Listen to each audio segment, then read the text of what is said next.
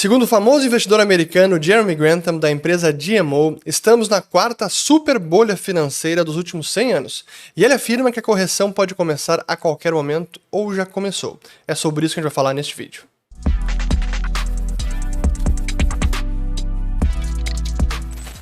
Muito bem, todos aqui estão chegando agora aqui no canal. Meu nome é Fernando Urrich, aqui a gente fala de economia, mercados e investimentos. Se vocês gostarem do conteúdo, considerem se inscrever, ativando o sininho aqui embaixo e também compartilhando esse vídeo.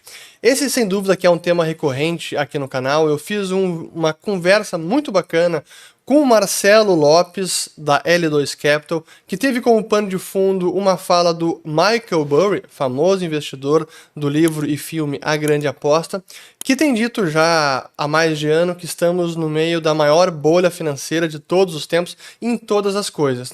E agora vem esse artigo também do Jeremy Grantham, que já vem alertando sobre o risco de bolha, desde o ano passado até mais, mas que nos últimos meses a grande bolha se tornou numa super bolha, e ele fez um artigo bem extenso, está no site deles, vou linkar aqui na descrição do vídeo, e ele também deu uma entrevista para a Bloomberg, e eu quero colocar aqui na tela um trecho breve, e depois eu quero analisar alguns pontos do artigo, porque tem alguns insights importantes. Então, aliás, antes de botar o artigo, é importante também falar que teve a decisão do Fed de política monetária, como eu estou gravando agora na quarta-feira, dia 26 de janeiro, às 5h38 da tarde, o Fed decidiu manter os juros em zero, como era esperado, disse que vai reduzir os estímulos e acabar logo no início de março, e já tem uma expectativa de elevação de juros em março e logo depois iniciar a redução dos ativos, a redução do balanço, ou seja, remover a liquidez, bem como a gente vinha esperando.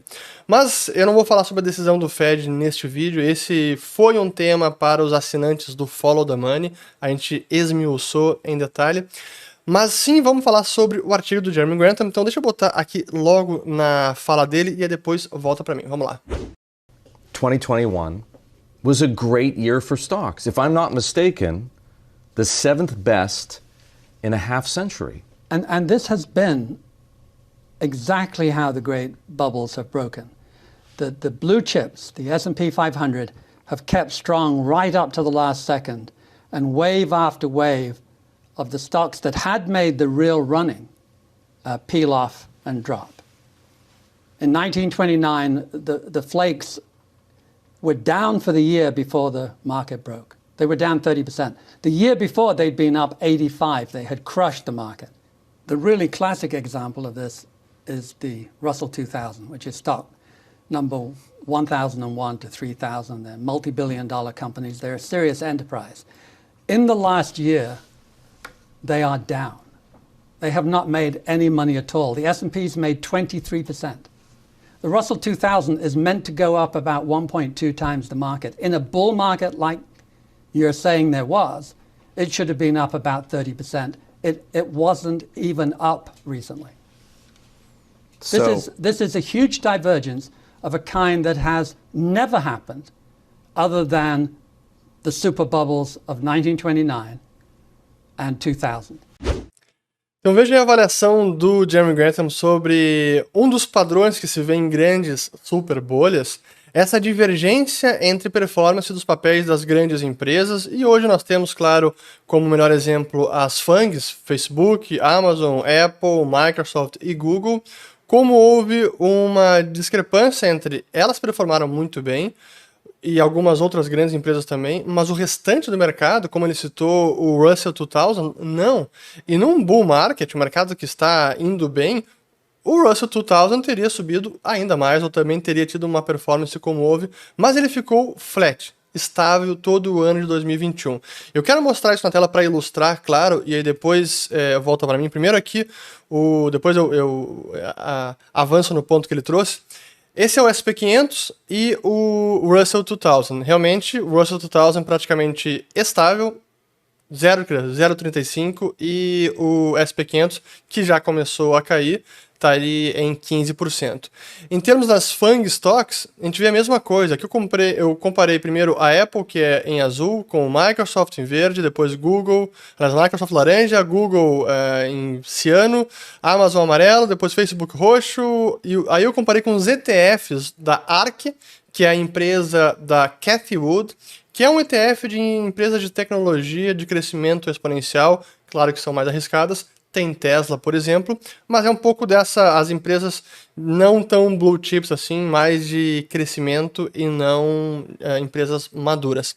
Mas aqui a gente vê a grande divergência, onde no final do ano passado, tanto o ARK já estava caindo bastante, quanto um outro ETF, os SPACs. Você se lembra as empresas de cheque em branco que levantam dinheiro na bolsa para comprar alguma empresa no privado e assim abrir o capital dessa empresa? Essa foi uma verdadeira febre no ano passado. Fiz vários vídeos sobre isso. E os SPACs estão bem num nível de levantamento de capital muito menor do que já estavam.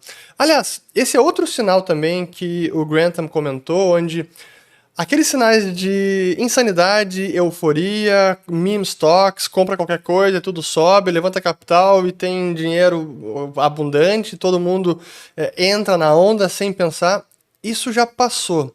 Esse é um dos motivos que a gente pode já estar vendo o início da correção dessa super bolha que o Grantham está falando. E aqui até nos últimos dias, a gente tem visto justamente isso, esses papéis corrigindo, Nasdaq corrigindo, SP500 corrigindo.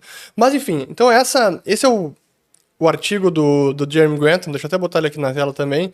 E aí o título diz o seguinte: deixem a comoção selvagem começar, ou a gritaria selvagem, se aproximando do fim da primeira bolha americana extravagante, ações, imobiliário, commodities e bonds também.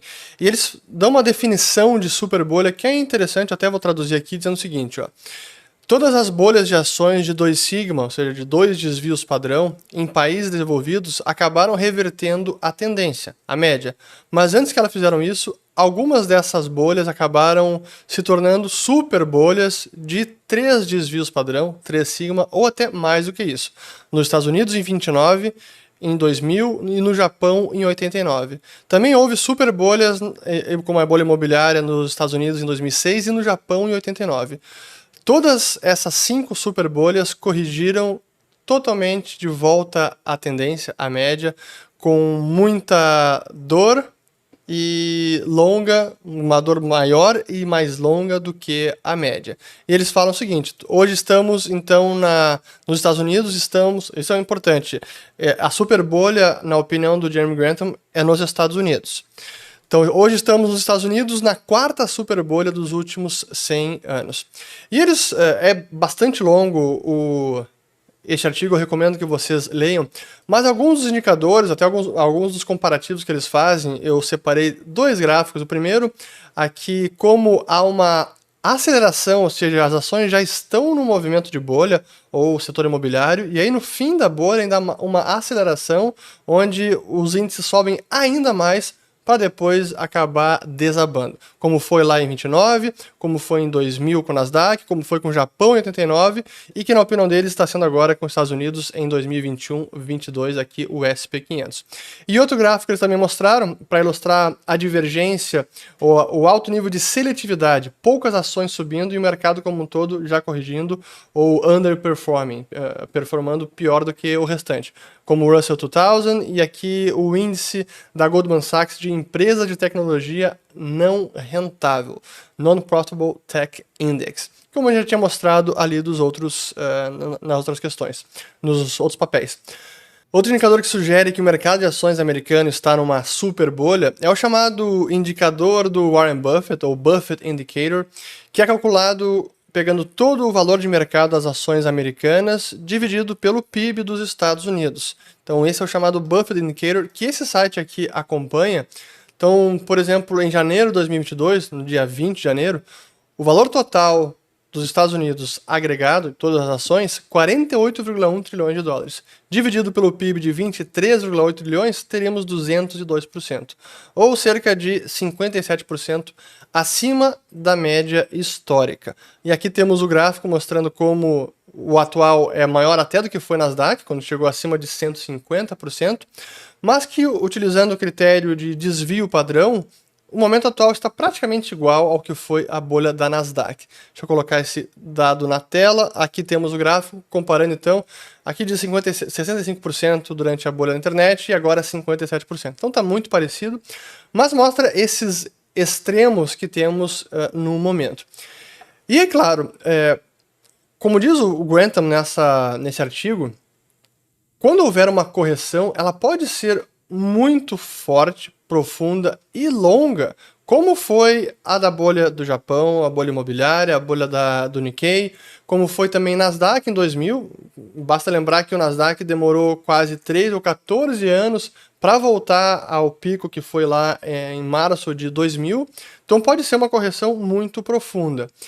E a questão é, como investidor, como eles devem se comportar? Qual é a alocação? Como eles vão escolher os ativos nesse cenário onde as ações americanas estão super valorizadas? E na opinião deles, é preciso agora deixar o mercado americano e alocar mais em mercados emergentes, em empresas de valor, em bons setores. E é essa rotação que eles sugerem como forma de fugir dessa bolha e não ser prejudicado por essa correção que deve chegar a qualquer instante, na avaliação do Jeremy Grantham, e que eu tenho dificuldade de discordar dele. Mas para ilustrar o ponto e mostrar como o mercado americano ficou muito mais caro do que outros mercados, eu vou comparar aqui o S&P 500 com o ETF de emergentes, que é o EEM. Vamos botar aqui na tela. Até botei aqui todos os anos, desde lá de 2003, como chegou nas mínimas em 2010, ou seja, o mercado de países emergentes, as ações de emergentes muito mais valorizadas em relação ao mercado americano, claro que ele foi também depois do crash, e desde então o que se valorizou muito mais foi o S&P 500 e menos o mercado de emergentes. E agora a gente pode estar vendo novamente essa rotação, onde os emergentes ganhando terreno, se valorizando mais, especialmente em relação ao mercado americano. E aqui a gente vê tanto pelos emergentes quanto pela ótica do Brasil. É praticamente o mesmo gráfico, aqui eu estou comparando com o EWZ. Aqui a mínima foi ali em 2008, que foi o máximo do EWZ. E desde então, tivemos até aqui uma máxima em 2015, depois voltamos a corrigir e, de novo, lá para cima, maior patamar, ou seja, o mercado americano se valorizou muito mais do que o mercado brasileiro. E talvez, deixa eu botar aqui o último ano, nós estamos vendo novamente uma correção e o mercado de ações do Brasil se valorizando e tendendo a ter uma performance melhor do que o mercado de ações dos Estados Unidos. É interessante ver como o investidor global e que pensa o portfólio no mundo inteiro, ele nem está muito preocupado agora vai ser Bolsonaro, vai ser Lula. Ele pensa mais como investimento de longo prazo, como estão as performances relativas, o que tende a performar melhor, como está a relação risco-retorno, qual é mais ou menos favorável, essa é a ótica. E quando ele coloca esses gráficos na tela e entende o valuation de ações americanas e de ações de países emergentes, especialmente de boas empresas, há uma divergência enorme e aí pode haver valor para ser encontrado. Mas enfim, esse é o argumento do Jeremy Grantham. E para encerrar, eu destaquei mais um trecho da carta do Grantham, onde ele diz o seguinte: o que é novo desta vez, e talvez só comparável ao Japão de 1980, é o perigo extraordinário de adicionar várias bolhas juntas, como nós vemos hoje com 3,5 das maiores classes de ativo borbulhando simultaneamente pela primeira vez na história. E a última frase: quando o pessimismo retornar aos mercados, nós encaramos potencialmente a maior marcação para baixo de riqueza percebida na história dos Estados Unidos. Veja essa expressão, riqueza percebida. Tem por trás aquela ideia de uma riqueza que é artificial, ou a riqueza de papel, paper wealth, que é gerada pela liquidez criada pelos bancos centrais. E eu quero ilustrar esse trecho com dois gráficos finais, mostrando aqui o total de ativos financeiros das famílias americanas sobre o PIB americano, que chegou a 4,8 vezes no quarter 2, ou seja, no segundo trimestre do ano passado, e depois caiu para 4,74 no terceiro trimestre. Então esse é o nível de ganho, de valorização, que é meramente monetária. Isso significa mais que o dinheiro perdeu valor e não que os ativos valem muito mais de verdade. É uma riqueza percebida e que no momento que houver uma correção, essa riqueza será destruída ou vai se evaporar. E o último gráfico também, que é semelhante a esse, mas é um outro aqui feito pelo Bank of America, mostrando os ativos do setor financeiro, do setor privado, na verdade, os ativos financeiros do setor privado sobre o PIB, que por esses cálculos chega a 6,3%, e claro que essa forte pancada de 2020 para cima, que é disparada, na verdade, 2020, 21, 22, que chama muito a atenção. Enfim, esta é a carta do Jeremy Grantham. Eu recomendo que leiam ou assistam a entrevista, basta ativar a legenda ali pelo YouTube, que é automática. Mas é mais um investidor que já vem falando dos grandes sinais de um mercado que se excedeu, que acabou recebendo muita liquidez e que quando tem muito dinheiro na praça, os investidores fazem besteira. E os sinais de euforia, acho que hoje não temos tanto como houve no ano passado e no ano retrasado. Agora talvez já seja a hora da ressaca. Aguardemos, sigamos monitorando. Ainda vou fazer vídeo mais sobre a repercussão da decisão do Fed, mas por hoje eu fico por aqui. Espero que tenham gostado e até o próximo vídeo. E comentem aqui abaixo o que vocês estão achando do mercado, a decisão do Fed, e depois quem ler também o artigo do Grantham, coloque aqui embaixo o que você achou. Vou colocar o link, como sempre, na descrição do vídeo. Valeu, até o próximo.